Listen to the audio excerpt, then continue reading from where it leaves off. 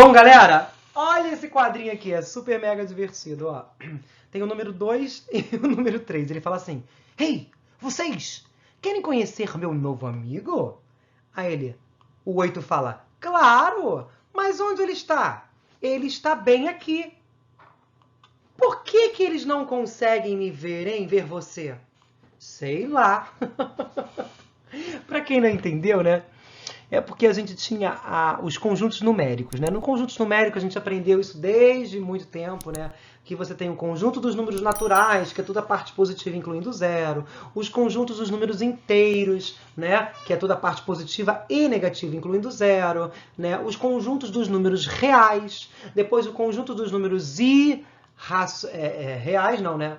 Racionais, depois irracionais, e tudo isso engloba os reais. Ou seja, e nós começamos a entender, a estudar um novo tipo de conjunto, que é o que, gente? O conjunto dos números complexos, que é aqueles números imaginários que a gente fala, né? Por quê? Porque como é que a gente tem, por exemplo, um número complexo de uma raiz quadrada de menos 9? Qual é a raiz quadrada de menos 9, hein? Diz pra mim. Não dá, né? Ou seja, não pode ser menos 3, porque menos 3 vezes menos 3 é mais 9, não daria menos 9. Então, por isso que é criado. Então, a raiz de menos 1, a gente fala que é igual a i, que é um número imaginário. Show, gente? É a parte imaginária da forma algébrica que a gente já viu, e agora a gente vai ver da forma trigonométrica, mas eu vou lembrar isso aqui tudo, beleza? Bom, então, galera, só para relembrar aqui, ó, naturais, inteiros, racionais. Estão vendo aqui, gente? Racionais, reais, que engloba todos esses números aqui, e os complexos, estaria fora desse conjunto, né? Que justamente são aqueles, a raiz de um número negativo cujo índice é par. Tudo bem, galera? Muito bem. Bom, já lembramos disso, só queria lembrar um pouquinho como é que é a forma algébrica dos números, né? Então, a gente representa a raiz quadrada de menos 1 igual a i, tá bom, gente? Então, a forma algébrica é z é igual a mais bi. A é a parte real, o número real, e b, né, tá bom, gente? bi, né, no caso, é a parte imaginária, beleza? Exemplos de números complexos. Então, por exemplo, Z1 é igual a 2 mais 3i. Logo, o A é igual a 2 e o B é igual a 3. Combinado, gente? Outro exemplo. Menos 1 mais i. O A é menos 1, que é a parte real, e a parte imaginária B é igual a 1. Beleza, gente? A mesma coisa acontece para o Z3. Ou seja, quem é o A? É o 9. Olha a pegadinha aqui, gente. Tá vendo? Beleza? E a parte B, que é sempre que está acompanhando a parte imaginária. Olha só que interessante, Z4 é igual a 11. Ou seja, a gente não tem parte imaginária, né, gente? Então, o B é igual a 0 e o A é igual a 11. Show? E assim por diante, alguns exemplos, né, de números complexos na sua forma algébrica. Bom, só que agora a gente vai pegar essa forma algébrica e transportar isso para um gráfico, né? A gente tem equações, né, gráficos do primeiro grau, gráficos do segundo grau, polinomiais, que a gente vai ver mais lá na frente. E agora a gente vai falar sobre gráficos, né, de um plano cartesiano em relação aos números complexos. Então, por isso que a gente vai dividir em parte real e parte imaginária. Beleza? Então, olhem para cá, né? Aqui tem uma mensagem bonitinha em relação... Quando eu falo mensagem bonitinha, a história do número complexo, né? Associado de quem criou. Depois você dá uma lidinha com calma, sem problema nenhum, tá? Mas vamos montar o nosso plano cartesiano no plano. Então, primeira coisa que você faz, ó. A gente não viu que a forma algébrica é A mais BI?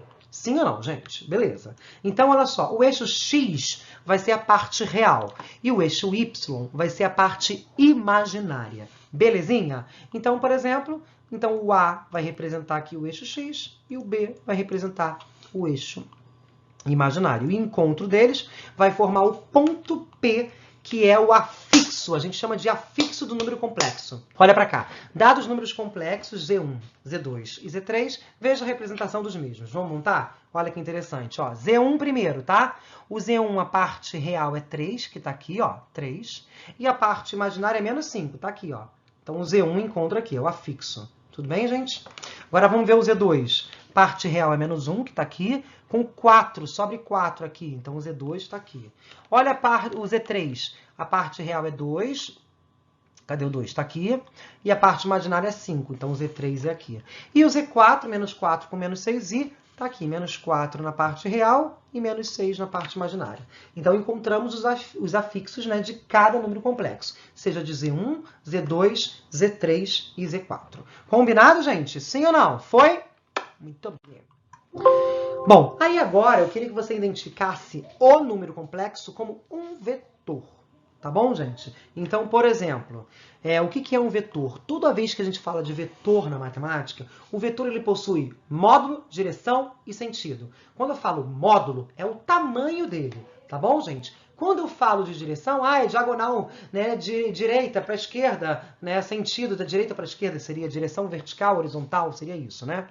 Então, ó, relembrando, montamos o ponto A e o ponto B. Fizemos o ponto afixo e o vetor é sempre da origem até a esse ponto. Tudo bem, gente? Até aí foi? Esse é o plano cartesiano. Simples, moleza, né? Mas vou ensinar mais alguns detalhes aqui para vocês, tá? O que significa o módulo de um número complexo? Sempre que o exercício te falar módulo de um número complexo, o módulo é o tamanho daquele vetor. Combinado? Da origem até aquele afixo, certo? E o módulo nós representamos entre barras.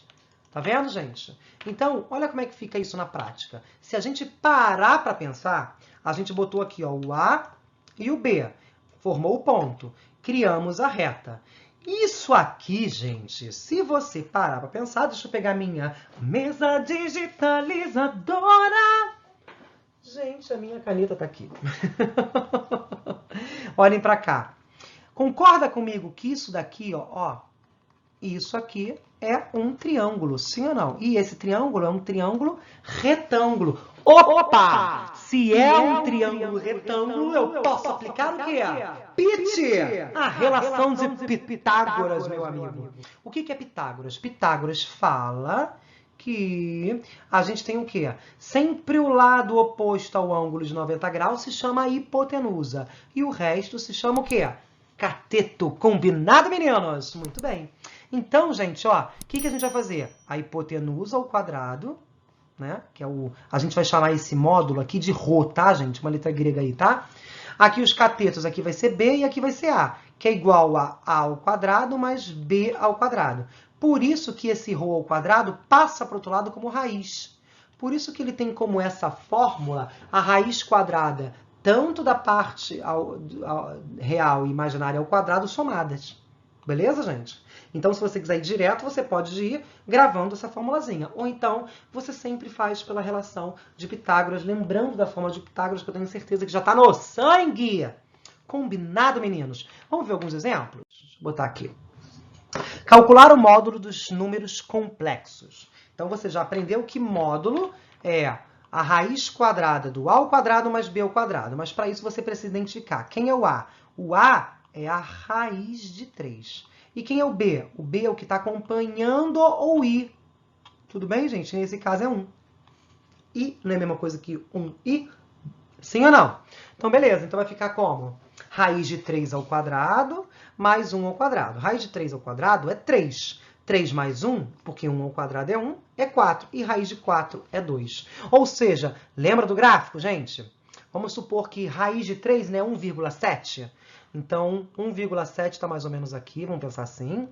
E 1 está mais ou menos aqui, certo? Então, o encontro disso forma o afixo desse número complexo e o vetor seria da origem até esse ponto. Então, esse valor aqui é o módulo, a distância da origem até esse ponto. Combinado, meninos? Sim ou não? Então, você já sabe calcular, né?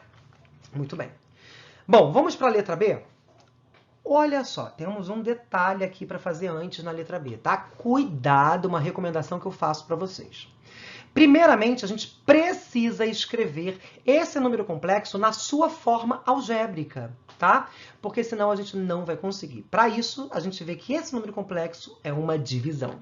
Se é uma divisão, a gente tem que lembrar, opa, divisão de números complexos. A gente tem, né, o número complexo no denominador, a gente tem que multiplicar pelo conjugado dele, tanto em cima quanto embaixo.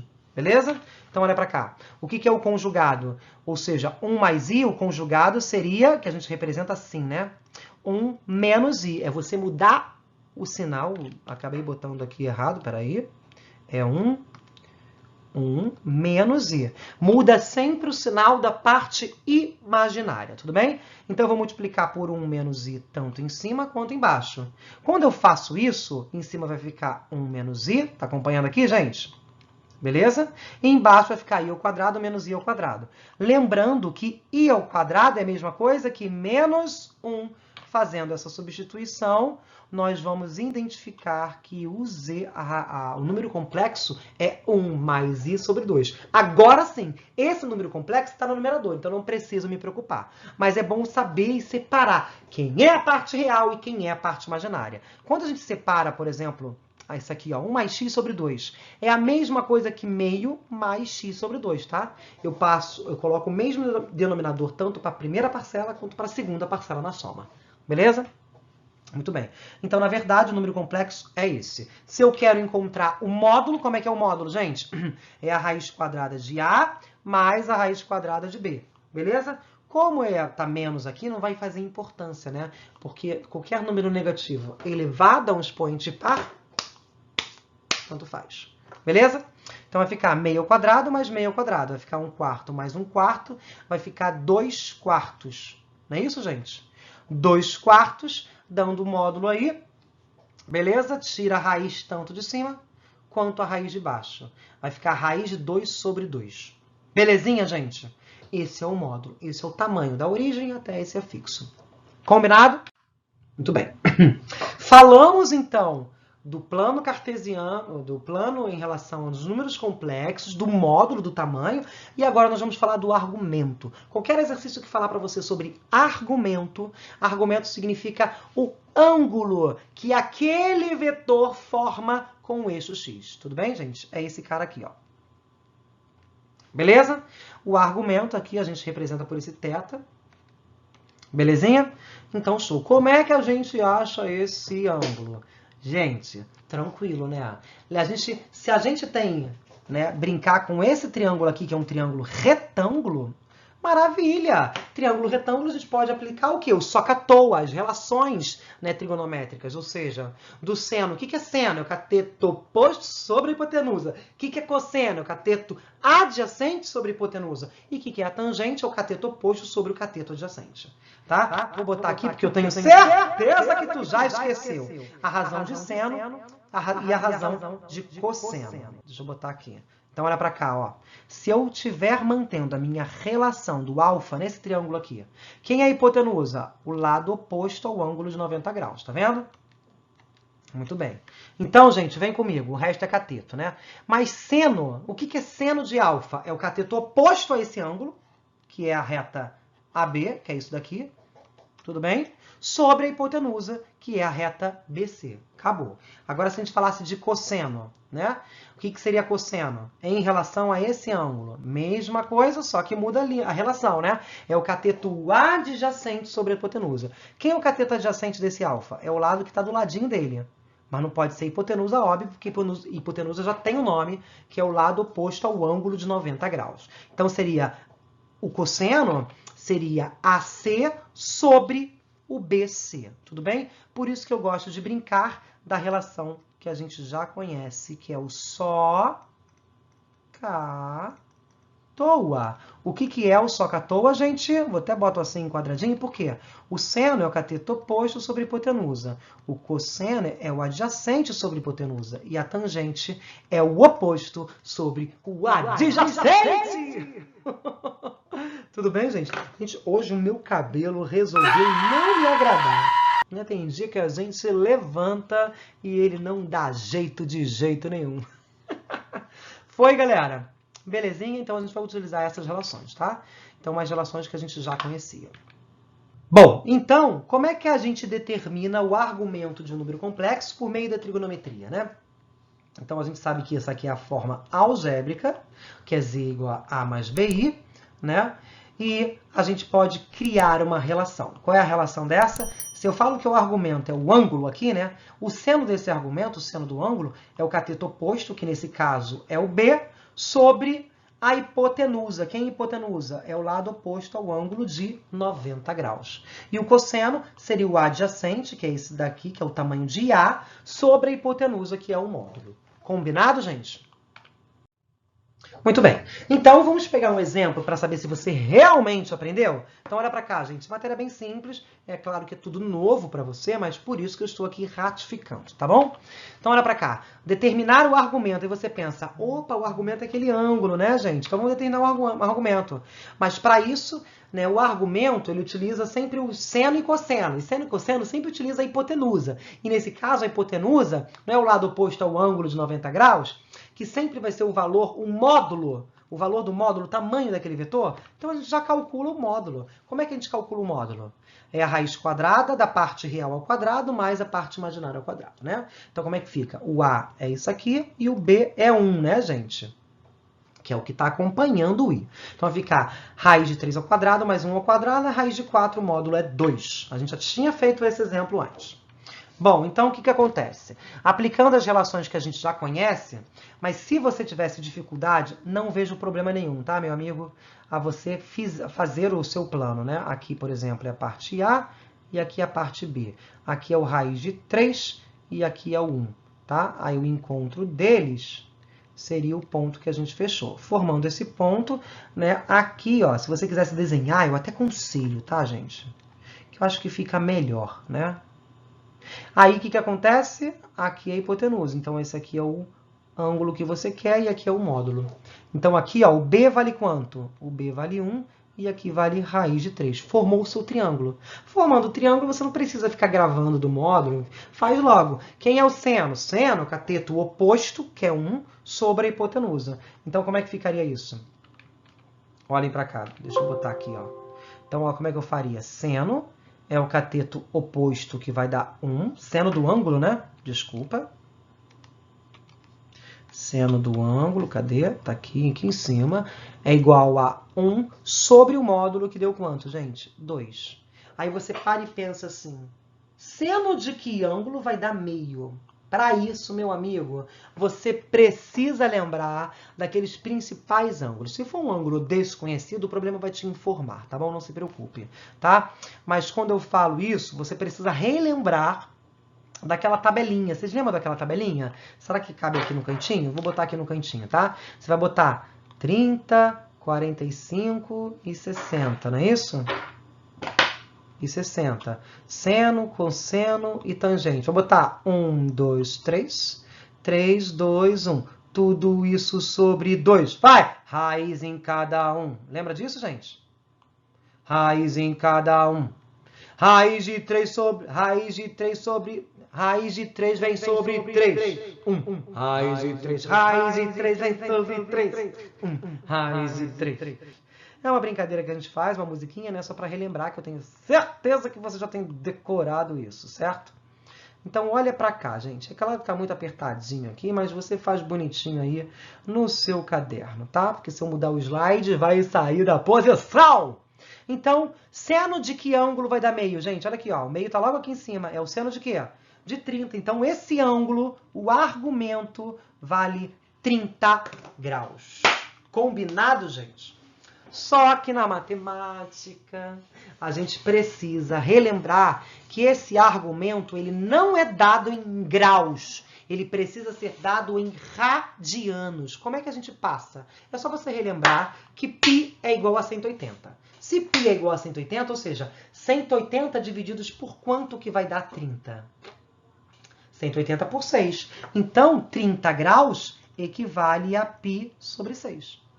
Tá? Mas se você quiser fazer uma regrinha de 3, você também pode, tá? π equivale a 180. 30 vai equivaler a x. 180x é igual a 30π. X é igual a 30π sobre 180. Simplificando π sobre 6. Combinado, meninos? Sim ou não? Belezinha? Show! Vamos lá. Com o que aprendemos até agora, já podemos escrever um número complexo, então, na sua, realmente, forma trigonométrica. E o que é a forma trigonométrica? Sabendo já quem é o módulo, que é o ρ, que a gente representa, o argumento, que é o ângulo daquele número complexo, acabou. A gente vai representar esse número complexo sempre assim, tá? Então, se o exercício te pedir a forma trigonométrica, essa é a forma trigonométrica. Agora, se ele te pedir a forma algébrica, qual é a forma algébrica? É o z que é igual a A mais BI. Beleza? Show de bola, gente? Então, para transformar qualquer número da sua forma algébrica para trigonométrica, você precisa saber o módulo e o argumento, que é o ângulo. Tá? O tamanho e o ângulo. Beleza? Sabendo disso, é só substituir nessa formulazinha. Belezinha, gente? Vamos fazer um exemplo, então, para ver se realmente vocês entenderam? Então, olha para cá. Um certo número complexo, z, tem parte real igual a menos 2 e a parte imaginária igual a 2. Então, ele é escrito assim, tá, gente? Ó, z é igual a menos 2 mais 2i, porque a sua forma algébrica é A mais BI. Combinado? Então, o A é menos 2 e a parte imaginária, que é o B, igual a 2. Beleza? Primeira coisa, tem que descobrir quem é o ρ, que é o módulo, e o argumento, que é o ângulo. O ρ, basta você tirar a raiz quadrada de A ao quadrado mais B ao quadrado, tirar a raiz disso tudo, né? Então, vamos lá. Raiz de menos 2 ao quadrado, mais 2 ao quadrado. Menos 2 ao quadrado vai dar 4. 4 mais 4 vai dar 8. Raiz de 2, raiz de 8 é 2 raiz de 2. Na dúvida, você pode decompor 2, 4, 2, 2, 2, 1. Tira para fora 2 raiz de 2. Beleza? Agora vamos achar o ângulo. O seno não é o cateto oposto sobre a hipotenusa? Então, quem é o cateto oposto? É 2, né? Então, vai ficar 2. Se eu gosto muito de fazer o plano cartesiano, tá, gente? Eu acho que fica tudo muito mais claro na tua vida, né? Se eu quiser desenhar o plano aqui, por exemplo, ó. A parte real é menos 2. Então, menos 1, menos 2. Tá aqui. E a parte imaginária é 2. 1, 2. Então, tá por aqui. Mais ou menos aqui. Então, o módulo tá assim, ó. O ângulo tá aqui. Combinado, gente? Aí, para pensar, ó. Aqui tem até um detalhe interessante. Bom, deixa eu botar aqui. Aí, olha só. Se a gente fizer isso daqui, quem é o cateto oposto? Aqui é o B e aqui é a hipotenusa, que é o ρ. Então, seno, ó, que é cateto oposto, que é o B sobre a hipotenusa, que é o ρ, isso vai dar seno de que ângulo vai dar raiz de 2 sobre 2? Aí você tem que pensar. Tem que fazer aquela tabelinha, tá? E aquela tabelinha, a gente vai perceber que esse ângulo vai ser de 135? Será? Qual é o ângulo? Não seria de 45? Seria de 45. Mas por que deu 135? É aí que tá a pegadinha quando o ângulo... Deixa eu botar bem forte aqui numa caneta rosa. O argumento, na verdade, é sempre da origem do vetor até, por mais que ele rotacione acima de 90 graus, né? Então, esse aqui é o argumento. Então, na verdade, aqui eu deveria chamar de alfa. Tudo bem, gente? O alfa nosso deu raiz de 2 sobre 2, que daria 45 graus. Aí você pega 180 menos 45, aí sim, esse argumento que é o que a gente quer, que dá 135. Pegadinha. Tá bom, gente? Cuidado com isso. Beleza?